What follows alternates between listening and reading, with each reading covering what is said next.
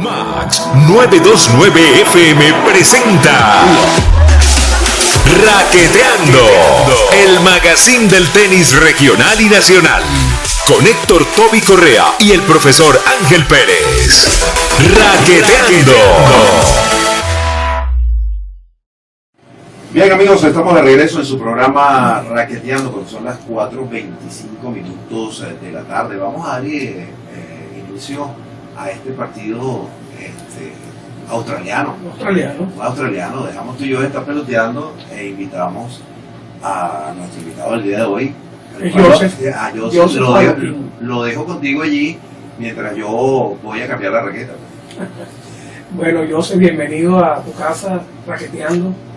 Y bueno, vamos a hablar de este interesante tema de la época que estamos hablando, la época así como la época dorada del tenis, y bueno, más o menos de lo que tú sigues teniendo bastante vínculos, que son tus grandes amigos, de los que llaman ahora leyendas. Está metido Harold, está metido Iñaki. Bueno, yo estoy hablando de dos generaciones distintas, pero que ellos han sido una hermandad muy bonita y gracias a Dios tú las compartes, ¿no? Bienvenido. Gracias. Ante todo, bueno, nada, súper agradecido por la invitación al profe Ángel y Toby, por supuesto. Yo quiero comenzar felicitando a las mujeres en su día.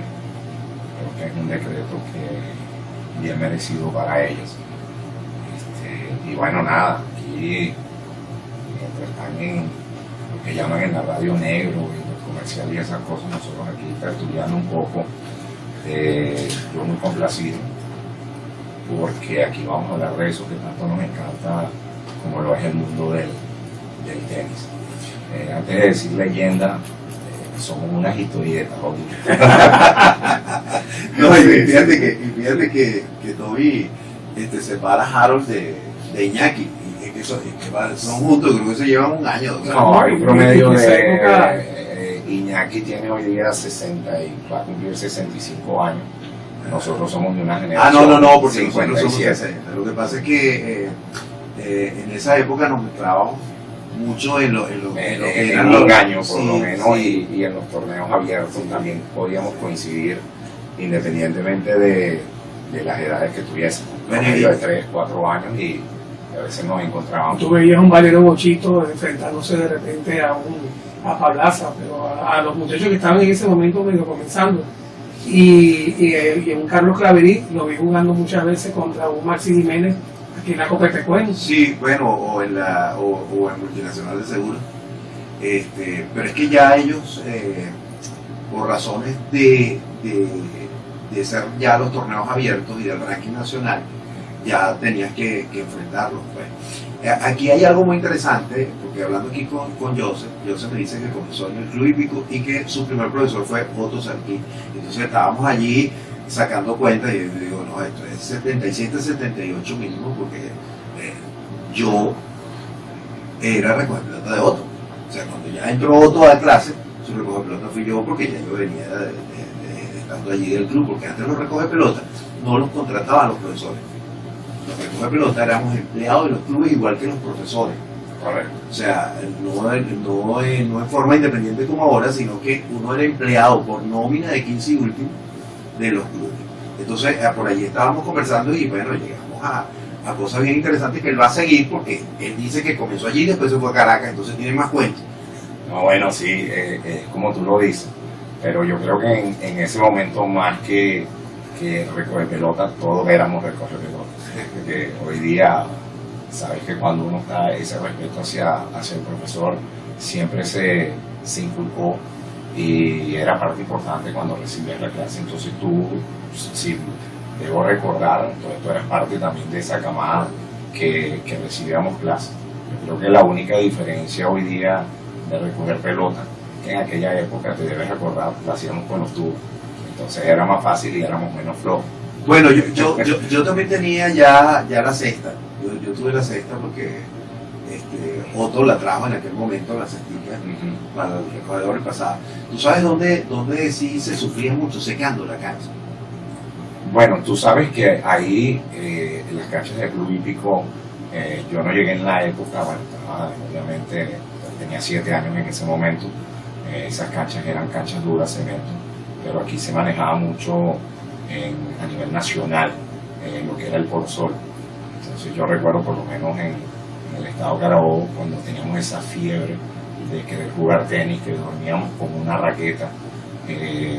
Si llovía era muy incómodo jugar en el club hípico, entonces tú tenías que buscarte a alguien que te llevara, algún amiguito que te llevara a jugar en el club italiano, como se le llama aquí. O al Bolivia le dicen el Tenía el Ítalo. Polo Sol. En aquel momento el club Ítalo, el Internacional tenía también una Las de dos las de dos abajo, canchas las que dos de tenía, abajo.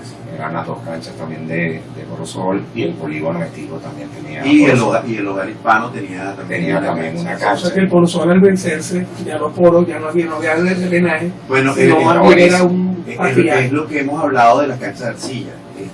Yo pienso que el Polo Sol en aquel momento era una muy buena solución, solo que el mantenimiento no era el adecuado. Las canchas de Polo Sol se dejaban sin regar en verano y lógicamente ellas acumulaban allí todo el polvo y cerraban los poros, y eso después se convertía en algo bien peligroso. Correcto. Pero Entonces, mucho, Joseph, después de que cuando tú vas a la universidad, sí. regresas a Venezuela, ¿cuánto tiempo duraste en ese interín de que estudiaste? Bueno, yo me gradué jugando tenis en Estados Unidos. En esa época era como mucho más fácil. El tenis venezolano de los 80 era un tenis bien visto. La federación funcionaba de una forma, digamos, óptima para lo que era la regulación, el manejo y el desarrollo del tenis en Venezuela. Y las universidades venían a Venezuela, a la federación, enviaban personas.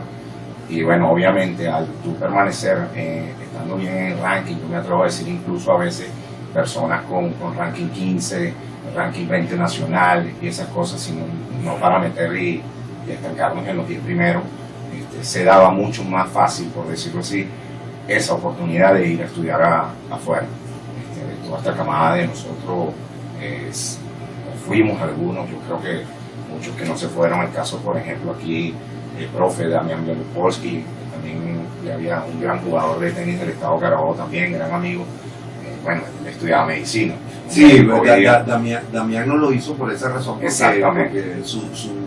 siempre estuvo claro que él quería ser traumatólogo.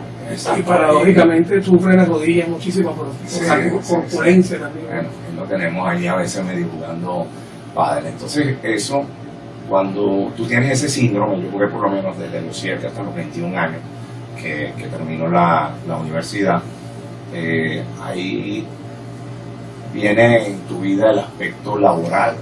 Tú ya quieres trabajar como un profesional, ya sabes que el tenis no es lo que vas a necesitar en ese momento para vivir. Y simplemente, mira, al cabo después yo comienzo a trabajar, ya al año me voy a hacer un posgrado, y ese es el momento en que comienzo a abandonar el tenis. Es como un síndrome, porque ya lo hemos hablado en muchas oportunidades, y después de eso yo no jugué más nunca tenis. Las raquetas realmente se colgaron. Me dediqué después sí me gustó el fútbol, y jugaba fútbol de forma aficionada y esas cosas con amigos. Y bueno, yo duré 24 años más o menos, 24 años sin agarrar una raqueta de tenis, y después me reencuentro, bueno, a raíz de una situación familiar, regreso a Valencia. Tenía una lesión inguinal que no me permitía jugar fútbol, y me empiezo a reencontrar con gente aquí que había vivido más o menos lo mismo, y me invitan un día a jugar tenis. Bueno, efectivamente, las raquetas que tenían eran unas raquetas muy viejas. El mismo día que jugué me dio codo de tenista que nunca en mi vida me había dado, y ahí comienza otra vez el amor por este tenis. Nunca lo olvidé, siempre veía televisión, todas esas cosas, pero no lo practicaba como tal.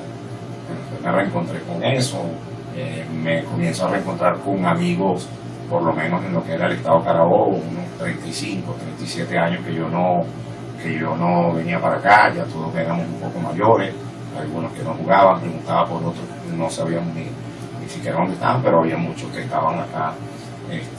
Hoy día, bueno, tú Y gracias a las redes sociales, gracias a exactamente, los grupos de WhatsApp. nos fuimos encontrando, y bueno, nada, hoy día lo que sí, profe, juego puro doble y los fines de semana.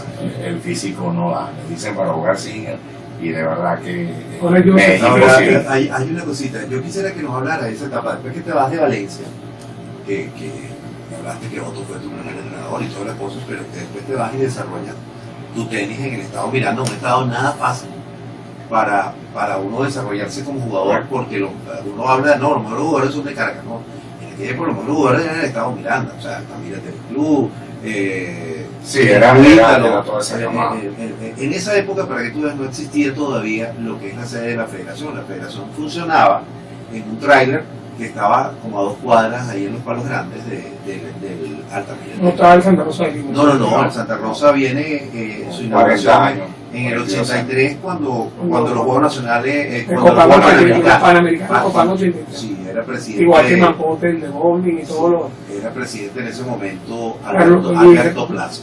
Ah, bueno, la Alberto camping. Plaza. Sí. Sí. Ahora, ¿qué le falta, crees tú, al tenis actual para, o sea, que podría buscarse una idea de sacar lo mejor de esa época para poder llegar al éxito que está? De la camada de ahora de los muchachos. Mira, yo lo que creo es, todo es evolutivo, todavía lo conversábamos aquí cuando estábamos en comerciales, la gente cuando ve a alguien jugando con slides sabe que es una generación más nuestra, porque era un tenis muy defensivo. Entonces yo creo que pudiera ser un poco, la parte psicológica es preponderante en el deporte. Yo creo que la juventud, vamos a llamarlo los chamos que vienen hoy día, estos chamos que tienen sus aspiraciones de ir a estudiar afuera, que se les hace un poco más complejo. Yo creo que habría que agregarle un poco eso que nosotros tuvimos. Nosotros tuvimos mucha cabeza. Probablemente la técnica que teníamos era la técnica del momento. Hoy día esas técnicas se han ido desarrollando, evoluciona lo que es el top spin, la manera de servir con lo que llamamos hoy día el kicks o el efecto, todo ese tipo de cosas. Creo que está mucho más avanzada que la generación de nosotros, pero creo que la parte física, el desarrollo físico, un plan físico, entrenamiento fuerte, bien planificado, y sobre todo la educación a nivel de psicología del deporte, porque el tenis es un deporte muy mental y obviamente también muy individual, independientemente que esté jugando un doble o no. Creo que eso sería un poco lo que ese complemento. ¿Y cómo ves, un tenis mucho más rápido. ¿Cómo ves el tenis actual en Venezuela?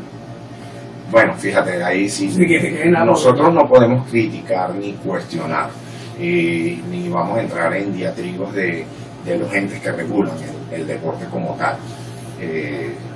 Yo creo que hay una generación de buenos tenistas todavía. Creo que, como lo dije anteriormente, cada uno está con sus aspiraciones a nivel familiar, a nivel individual, de buscar su parte académica, de ir a estudiar y conseguir una carrera, pero vimos un poco el tema en la Copa Davis. Bienvenido, o sea, fue para bien recibir nuevamente la Copa Davis en Venezuela. Sabíamos que estábamos vetados por temas ajenos al propio deporte. Estamos vetados como sede, Sí, no como estábamos participación. como participación, no, sino como sede el país. Entonces, ¿qué es lo que creo que se debe hacer? Bueno, mira, sí, un buen plan de entrenamiento, siento que nos faltó. Anteriormente esas cosas se hacían, aclimatación, estábamos jugando a nivel del mar, entendiendo que Hong Kong también es una isla, entonces probablemente el desarrollo del tenis afuera a lo mejor está mucho mejor.